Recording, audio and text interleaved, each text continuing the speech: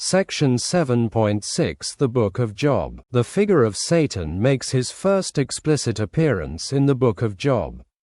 Much like our previous exploration of the serpent, which required an analysis of the fall of humanity in its broader context, understanding the Satan figure in Job demands a careful examination of the entire book.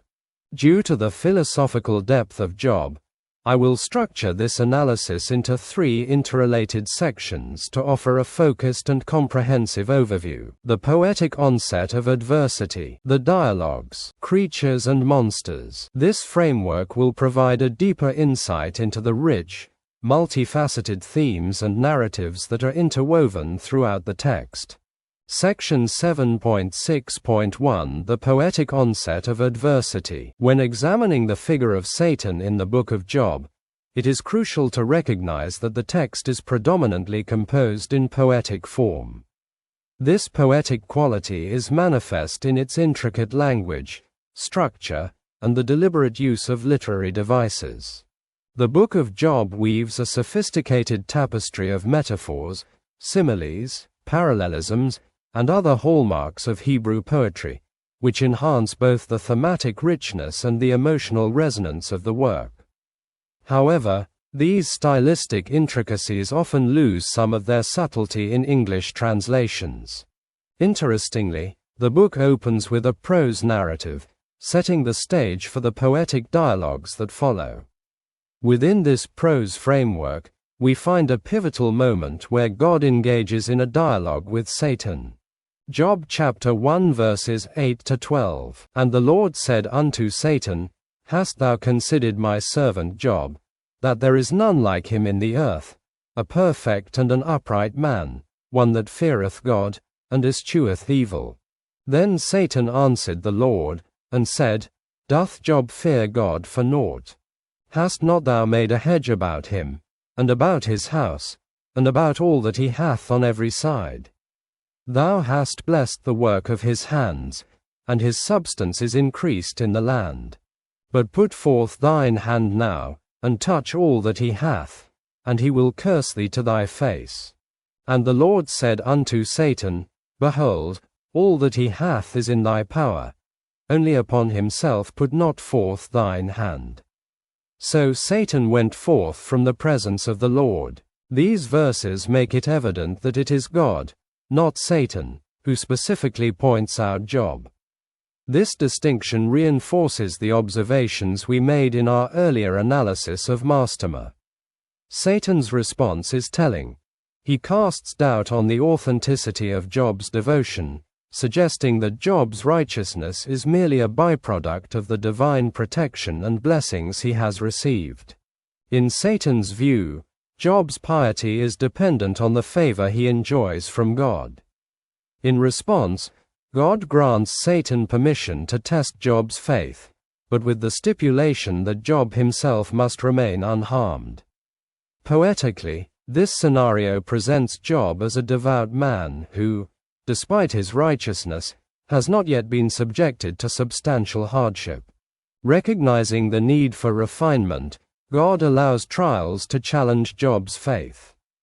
In this light, Job's suffering is framed as part of a larger divine purpose, one that will foster his growth, even if the immediate cause of his suffering appears harsh or difficult to understand. The underlying rationale for God permitting Satan to afflict Job is the belief that through such trials, Job will evolve in ways that comfort alone could not produce. The adversary's actions serve as a means to expose both the strengths and vulnerabilities within Job's character. However, it is essential to note that God explicitly tells Job that the reasons behind his suffering are beyond human understanding and that only God knows the necessity of these actions. This theme is further explored in Job's dialogues with his friends, where the mystery of his suffering and the divine purpose behind it are scrutinized in greater depth. Section 7.6.2 The Dialogues. It is important to note that after this encounter, Satan vanishes from the narrative, his influence now taking form solely as a force of adversity.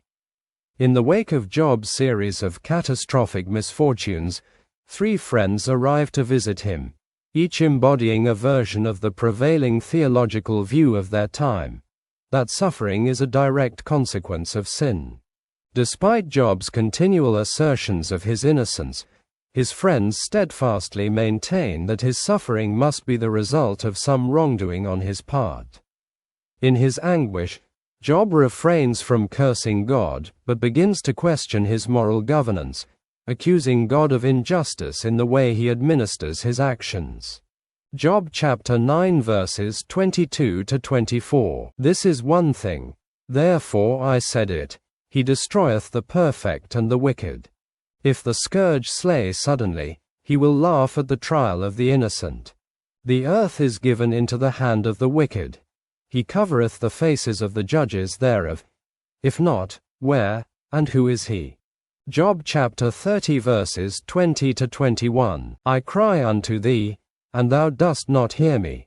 I stand up, and thou regardest me not. Thou art become cruel to me. With thy strong hand thou opposest thyself against me.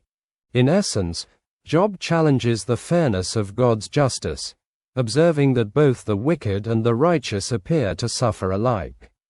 Reflecting briefly on the concept that cursing the Spirit of God constitutes an unforgivable offense, it is noteworthy that, although God is displeased with Job's accusations, he remains patient and forgiving. This highlights a crucial distinction. While Job's complaints reflect human anguish and limited understanding, they do not equate to the permanent rejection of God's Spirit.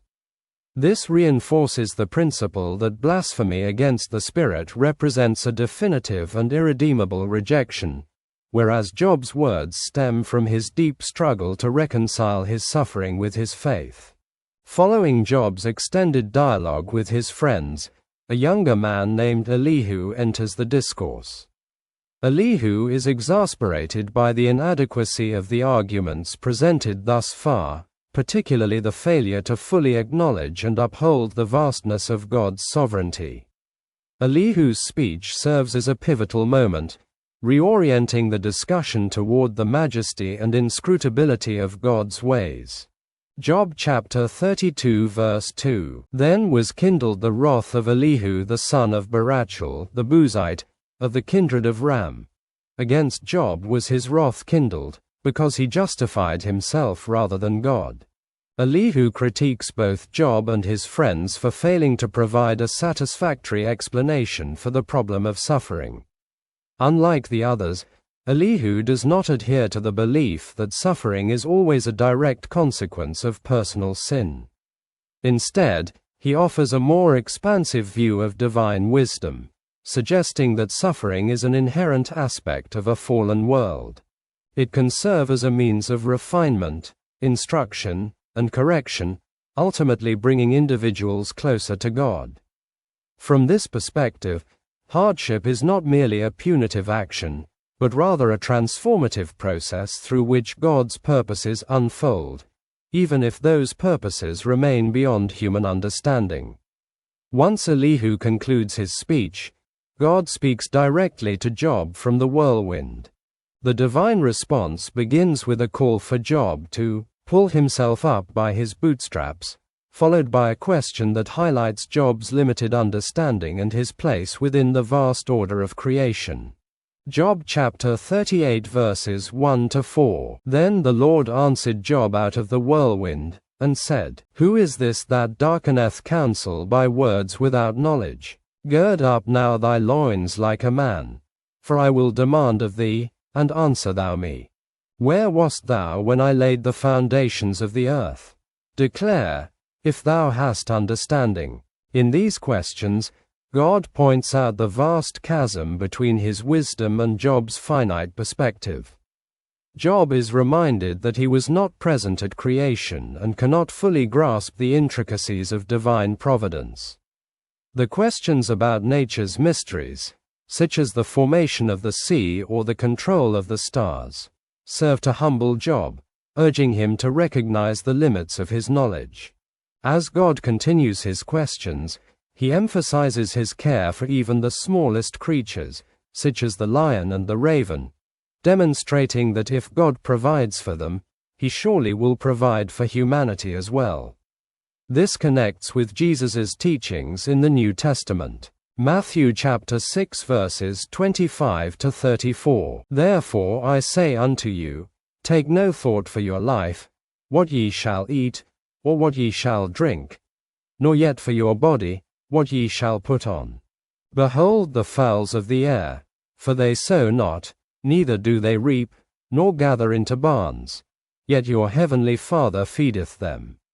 Are ye not much better than they? The argument here is that, if God cares for the birds of the air, surely, he cares for his human creation. Section 7.6.3 Creatures and Monsters. Finally, God directs Job's attention to two enigmatic and awe-inspiring creatures, Behemoth and Leviathan. These beings are described in strikingly vivid detail and can be interpreted both literally, as remarkable examples of God's creation, and symbolically, as representations of untamed power and chaos.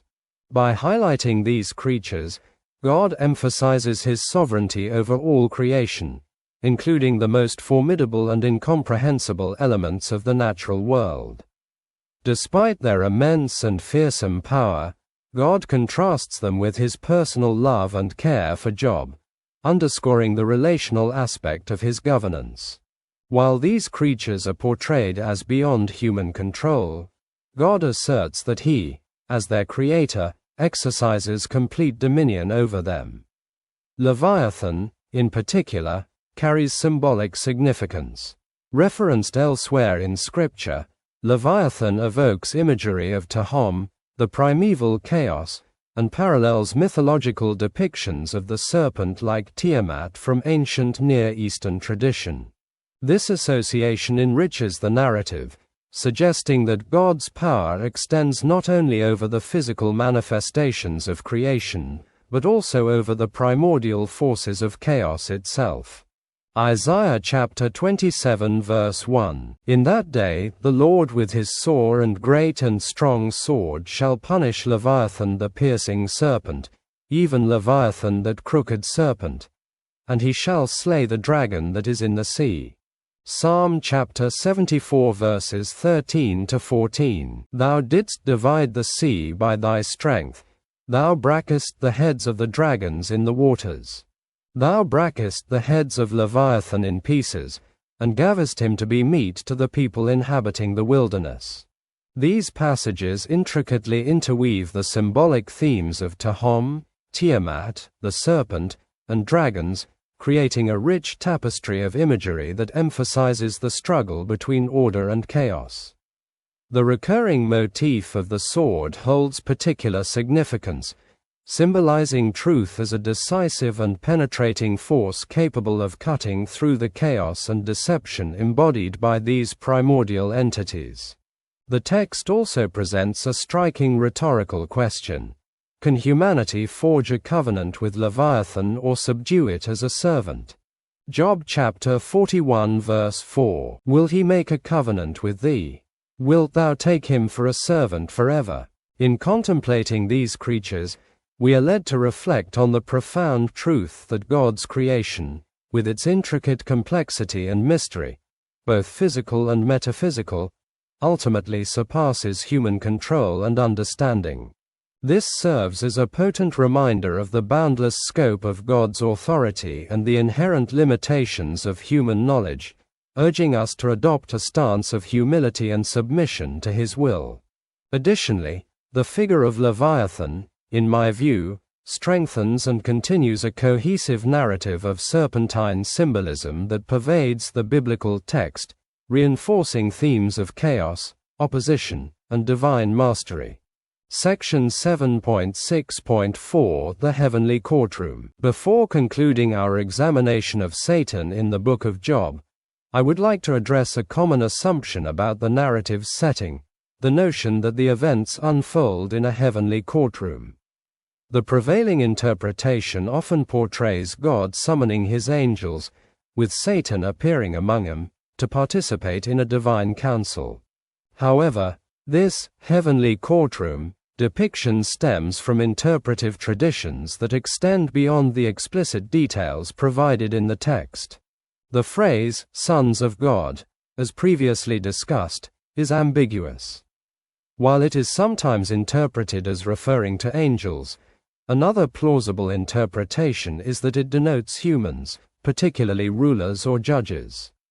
I personally lean toward the latter view. This interpretation gains support from the book of Deuteronomy, where Israelite males are instructed to present themselves before the Lord during specific feasts. Deuteronomy chapter 16 verse 16. 3 times in a year shall all thy males appear before the Lord thy God in the place which he shall choose, in the feast of unleavened bread, and in the feast of weeks, and in the feast of tabernacles, and they shall not appear before the Lord empty. What I wish to highlight here is the tendency of many to assume the location of the opening chapters of Job without closely examining the text itself. The narrative does not explicitly state that this gathering occurs in heaven. Instead, it leaves the setting deliberately ambiguous, which allows for a range of interpretive possibilities. The notion of a divine council or assembly was a prevalent concept in the religious traditions of the ancient Near East. For example, in Ugaritic texts, the high god El is depicted as presiding over a council of subordinate deities.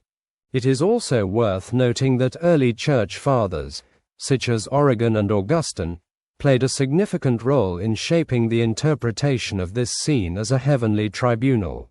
In their view, Satan functions as a prosecuting attorney, a role that aligns with the broader theological narrative of his rebellion and subsequent expulsion from heaven, a framework that gained increasing prominence in early Christian theology. However, I find a significant issue with this interpretation. If heaven is indeed perfect and free from sin, how could Satan, a fallen and sinful being, have access to it? This perspective, in my estimation, undermines the concept of heaven's perfection by suggesting that a sinful entity could freely operate within its bounds. I intend to address this issue more thoroughly in a later section devoted to the nature of heaven.